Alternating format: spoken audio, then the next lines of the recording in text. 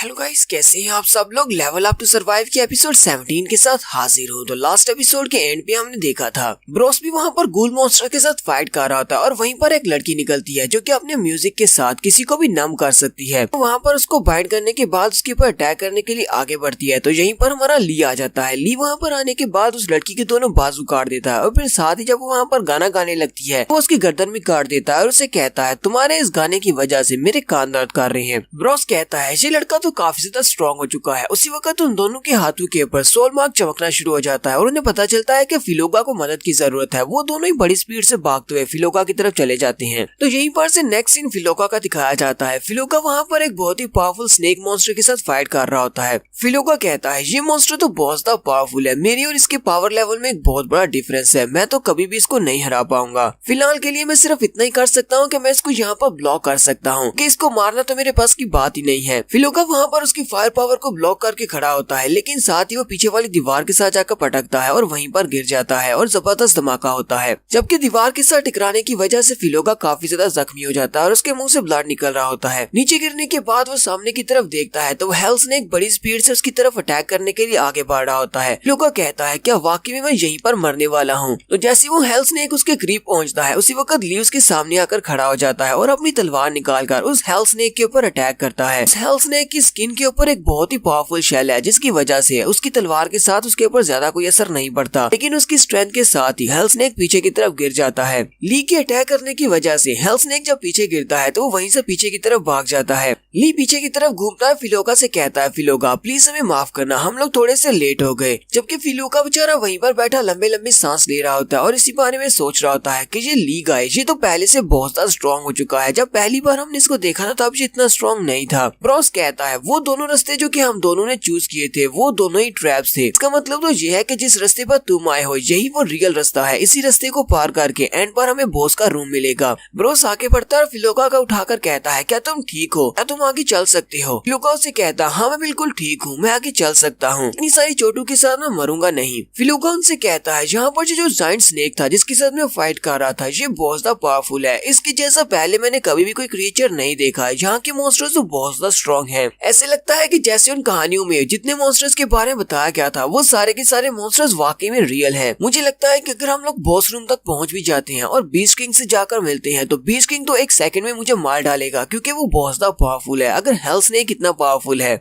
ली उसे कहता है यहाँ पर जो चीज तुम्हें मारने वाली है वो कोई बीस्ट किंग नहीं बल्कि तुम्हारा अपना डर है। जितना ज्यादा तुम्हारे अंदर डर होगा उतना ज्यादा तुम्हारे कदम पीछे की तरफ हटेंगे और तुम्हें लगेगा कि ये बीस्ट किंग तुम्हें आसानी से मार सकता है। तुम्हारे अंदर हिम्मत होनी चाहिए किसी को भी मारने की, किसी भी फाइट से पीछे मत हटना। वो दोनों ही ली की बातें सुनने के बाद काफी ज्यादा हैरान होते हैं। ली उनसे कहता है एक बैटल फील्ड के ऊपर जब तुम लोग किसी मॉन्स्टर के साथ फाइट कर रहे हो अगर तुम उससे डर जाते हो तो तुम तो आधी जंग को पहले से हार चुके हो और तुम लोग वहाँ पर बस अपनी मौत का इंतजार कर रहे होते हो। लेकिन अगर तुम वहाँ पर डट जाते हो और उस मॉन्स्टर का सामना करते हो, चाहे तुम्हें पता हो कि तुम्हारे पास जीतने की चांसेस बहुत ज्यादा कम है, लेकिन फिर भी तुम उससे डरते नहीं तो तुम्हारे पास उसे हराने का एक मौका होता है। अगर हमें वाकई में लाटूनाया डेजर्ट को छोड़कर जाना है तो फिर हमें इस बारे में सोचना होगा। क्या पता हो सकता है कि लाटूनाया डेजर्ट को छोड़ने के बाद हम लोग दूसरी जिस जगह पर पहुंचे वहाँ पर इससे भी ज्यादा पावरफुल मॉन्स्टर्स हों। हमें यहाँ पर फाइट करना होगी अपने दोस्तों को छुड़ाने के लिए, अपने दोस्तों के लिए, बाकी सभी लोगों की जान बचाने के लिए, आजादी के लिए। फिर चाहे मेरे पास सिर्फ यहाँ पर एक ही सांस क्यों ना बाकी हो, मैं यहाँ पर फिर भी फाइट करूंगा और फाइट करके मरना पसंद करूंगा। इसी वक्त वो हेल स्नेक फिर से वापस निकल आता है उनके ऊपर अटैक करने के लिए। जैसे वो बाहर निकलता है ली उन सभी से कहता है चलो सभी लोग मिलकर इससे फाइट करते हैं और सभी लोग भी उसके साथ फाइट करने के लिए रेडी हो जाते हैं। ब्रोस जल्दी से भागता हुआ आगे बढ़ता है और ली से कहता है ली मुझे पहले आगे बढ़ने दो, मैं इसके ऊपर पहला ब्लो देता हूँ उसके बाद तुम अटैक करना। तो ब्रोस जल्दी से जंप करता है और अपनी किक को तैयार करता है उसे किक मारने के लिए और उसे कहता है बड़े से स्नेक इस तरफ देखो। साथ ही वो उसको एक जबरदस्त किक मारता है, लेकिन उसी वक्त वो स्नेक किंग भी अपने मुंह के अंदर से फायर अटैक को रेडी करता है और उसके ऊपर फायर की बीम छोड़ता है। हेल स्नेक अपनी फायर की बीम को ब्रोस के ऊपर छोड़ रहा होता है। उसी वक्त साइड के ऊपर से फिलोगा अपनी पावर्स को रिलीज कर रहा होता है। फिलोगा कहता है मुझे अपनी एलिमेंटल पावर्स को यूज करना पड़ेगा और वो वहाँ पर अपनी एलिमेंटल पावर्स को यूज करते हुए उनके अंदर से एक बड़ा सा हाथ निकाल लेता है और उसी बड़े से हाथ के साथ हेल स्नेक को गले से पकड़ लेता है और वो हेल स्नेक भी वहीं पर चिल्लाना शुरू कर देता है। उसी वक्त ब्रोस चिल्लाकर ली से कहता है ली अब तुम्हारी बारी है, चलो जल्दी से इसको फिनिश करो। ली वहीं पर क्लिफ के ऊपर खड़ा होता है और वहीं से जंप करते हुए अपनी तलवार के साथ नीचे की तरफ आता है, उस हेल स्नेक के सर में अपनी तलवार को दंसा देता है। लेकिन हेल स्नेक का ऊपर वाला शेल बहुत ज्यादा स्ट्रॉन्ग होता है, जिसकी वजह से उसकी तलवार उसकी बॉडी के अंदर कम्प्लीटली नहीं दंस पाती। ली के पास विंडो ओपन होती है और कहा जाता है तुमने अपने इस अटैक के साथ हेल स्नेक की स्किन को सिर्फ 30% तक डैमेज पहुंचाया है। ली फिर से अपनी तलवार को निकालता है और बड़े जोर के साथ फिर से उसके शेल के अंदर दंसा देता है। फिर से उसके पास विंडो ओपन होती है और कहा जाता है तुमने इसको 30% तक और डैमेज पहुंचाया है। इसी तरह वो फिर से अपनी तलवार को बाहर निकालता है और तीसरी बार अपनी तलवार को उसकी बॉडी के अंदर दंसाता है। इस बार उसे बताया जाता है कि तुमने इस आर्मर को 80% तक नुकसान पहुंचाया है। और जब वो चौथी बार अपनी तलवार को निकालकर उसके आर्मर के अंदर दंसाता है तो विंडो ओपन होती है और उसे कहा जाता है तुमने 100% तक इसकी आर्मर को तोड़ दिया है, तुम्हारी तलवार इसकी स्किन के अंदर दंस चुकी है। ली अपनी तलवार को उसकी स्किन के अंदर दंसाने के बाद बड़ी स्पीड से नीचे की तरफ आता है और उसकी पूरी की पूरी स्किन के ऊपर एक बड़ी लंबी सी स्लैश लगाता है, यानी कि उसके पूरे आर्मर को काट देता है। तो ली बड़े ही एक्शन के साथ नीचे आकर खड़ा हो जाता है, जबकि वो स्नेक किंग उसकी पूरी बॉडी के अंदर से ब्लड निकल रहा होता है और वो वहीं पर नीचे गिरकर मर जाता है। ब्रॉस और फिलोका दोनों ही बहुत ज्यादा खुश हो जाते हैं। जैसे वो स्नेक किंग वहाँ पर मरता है, ली के पास विंडो ओपन होती है और उसे कहा जाता है तुमने हेलफायर पाइथन को हरा दिया है और हेलफायर पाइथन को हराने पर तुम्हें 2 लाख एक्सपीरियंस पॉइंट्स मिले हैं और साथ ही तुमने लेवल अप भी किया है। इसी के साथ ही उसे एक एट्रीब्यूट भी मिलता है, उसे यहाँ पर एक स्पेशल आर्टिफैक्ट मिलता है जो कि एक हेलफायर ग्लव होता है। तो इसके एट्रीब्यूट्स के बारे में बताया जाता है हिडन बॉस को मारने पर तुम्हें स्पेशल इक्विपमेंट मिला है जिसका नाम हेलफायर ग्लव है। इस हेलफायर ग्लव को पहनने से तुम्हारे डैमेज की एबिलिटी बढ़ जाती है, इससे तुम्हें 15% तक एक्स्ट्रा स्ट्रेंथ मिलेगी। इसके साथ 10% तक मैजिक भी मिलेगा और साथ ही 35 फायर डैमेज मिलेगा।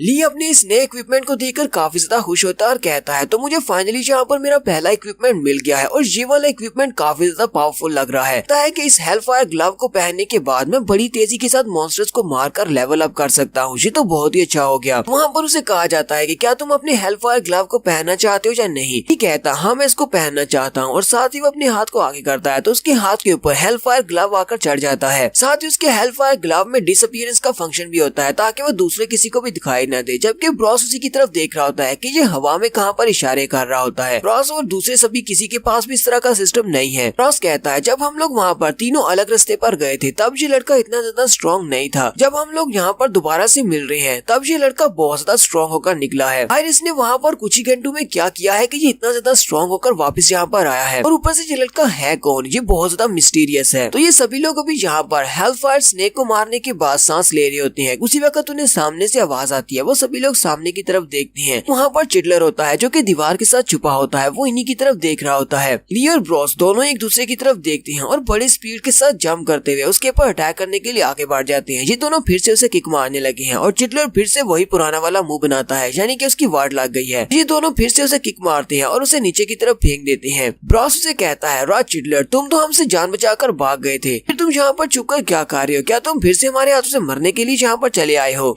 राज चिडलर उनसे कहता है मैं क्या करूं, मैं रास्ता भटक गया हूं। मुझे लगता है कि हमारे बीस्ट किंग सोनिल ने यहाँ पर ट्रैप्स को एक्टिवेट कर दिया है, जिसकी वजह से मुझे भी अब रास्ता याद नहीं रहा। बड़ी मुश्किल से मैं यहाँ तक पहुँचा हूँ। ली भी उसकी बात सुनने के बाद सोच रहा होता है, लगता है ये बिल्कुल ठीक कह रहा है। बीस्ट किंग ने यहाँ पर ट्रैप्स को तो एक्टिवेट किया है, इसी वजह से हम लोग इन टनल्स के अंदर फंस गए हैं। चिडलर उठकर खड़ा हो जाता है और उनसे कहता है तुम लोग तो वाकई में काफी ज्यादा लकी हो जो तुम लोग अभी तक जिंदा हो। ब्रॉस जल्दी से आगे बढ़ता है और चिडलर को फिर से एक जबरदस्त किक मारते हुए कहता है चलो जल्दी से बकना शुरू करो, तुम्हारे बीस्ट किंग का रूम कहाँ पर है, हमें उसके रूम तक लेकर चलो, अगर तुमने नहीं बताया तो हम तुम्हें यहीं पर मार डालेंगे। चिडलर उनसे कहता है अच्छा ठीक है, मुझे मारना बंद करो, मैं तुम्हें बताता हूँ कि बीस्ट किंग का रूम किस तरफ है, मैं तुम्हें मेन हॉल की तरफ लेकर चलता हूँ, अब मुझे पता है यहाँ से रास्ता किस तरफ जाता है। और वो आगे आगे चलना शुरू करता है जबकि वो सभी लोग उसके साथ ही चल रहे होते हैं। ब्रॉस उसे कहता है अगर तुम हमें इस बार किसी गलत जगह पर लेकर गए या फिर हमें दोबारा किसी ट्रैप में फंसाने की कोशिश की या फिर रास्ते में से भागने की कोशिश की तो हम लोग तुम्हें ढूंढ कर मार डालेंगे। राज चिडलर उनसे कहता है नहीं मैं इस बार तुम्हें कोई भी धोखा नहीं देने वाला। वो एक बड़ी सी दीवार के सामने जाकर खड़ा हो जाता है और वहाँ पर जाकर एक मंत्र बोलता है। जैसे वो वहाँ पर उस मंत्र को बोलता है वहाँ पर सामने दीवार दोनों तरफ से खुल जाती है और एक दरवाजा ओपन होता है। चिडलर उनसे कहता है लो हम लोग मेन हॉल के करीब पहुँच आए हैं, यहीं पर सामने मेन हॉल है, क्योंकि यहीं से हमारा नेक्स्ट सीन गाँव का दिखाया जाता है। गाँव में फिर से थंडरस्टॉर्म आया होता है, बारिश हो रही होती है, जबकि ग्रैंडपा अपने ही घर के एक ऐसे रूम की तरफ जाते हैं जिसको उन्होंने सालों से बंद किया हुआ है, कभी उसको नहीं खोला। आज अचानक वो वापस उसी रूम में आते हैं और उस दरवाजे को खोलते हैं। उस दरवाजे को खोलने के बाद जब वो अंदर देखते हैं तो अंदर उनका आर्मर पड़ा होता है। ये उनका बैटल सूट है जो कि इन्होंने पिछले 10 साल से नहीं पहना और इसको उतार कर यहाँ पर रखा हुआ है। वो अभी अपने सूट की तरफ ही देख रहे होते हैं कि उसी वक्त बॉबेन वहाँ पर आ जाता है और उनसे कहता है तो ग्रैंडपा फाइनली मुझे पता चल गया कि यहाँ पर क्या है। 10 साल से जब मैं छोटा सा बच्चा था तब से आप मुझे और सैली को यहाँ पर नहीं आने देते थे, जबकि मैं हमेशा से देखना चाहता था कि यहाँ पर क्या पड़ा है। तो यहाँ पर तो आपका बैटल सूट पड़ा हुआ है, या फिर मैं इसको ऐसा कहूँ कि यहाँ पर आपकी लाटूनाया डेजल को छोड़कर जाने की ख्वाहिश दबी हुई थी। लगता है कि अब फाइनली आपने इस बात को मान लिया है कि लाटूनाया डेजल को छोड़कर जाना ही हम सभी के लिए बेहतर है। जबकि ग्रैंडपा भी इस बात से काफी हैरान होती है और कहती है ये लड़का काफी ज्यादा फास्ट हो गया है, ये लड़का यहाँ पर कब आ गया, मुझे तो जरा भी सेंस नहीं हुआ।